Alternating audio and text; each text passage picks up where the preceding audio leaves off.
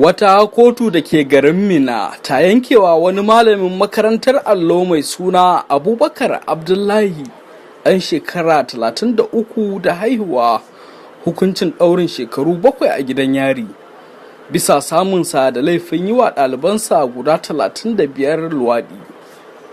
Shi dai Abdullahi yana zaune ne a yankin Sabon Gari da ke cikin garin Kwantagora.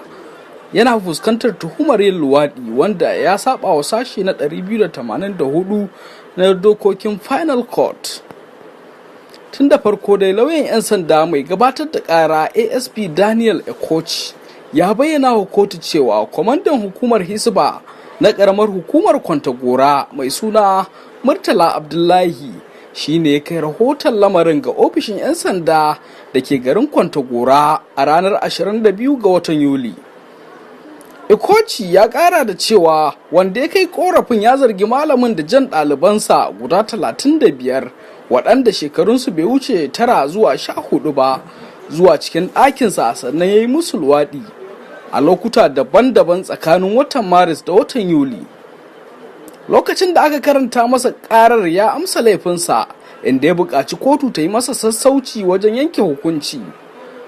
Lauya mai gabatar da ƙara ya buƙaci kotu ta yanke masa hukunci kamar yadda sashe na 157 na dokar manyan laifuka ta tanada.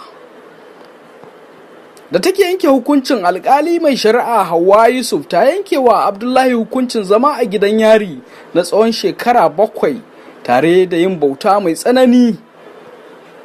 Alƙali Hauwa ta baiwa wanda ake tuhuma zaɓi akan idan ya kammala shekara 4 a gidan yari to zai iya bayar da taron naira miliyan 2 a maimakon sauran shekaru 3 da zai yi. To Allah kyauta, Allah ya raba mu da aikin da na sani. Ku danna subscribe domin samun shirye-shiryenmu cikin sauƙi. Mun gode.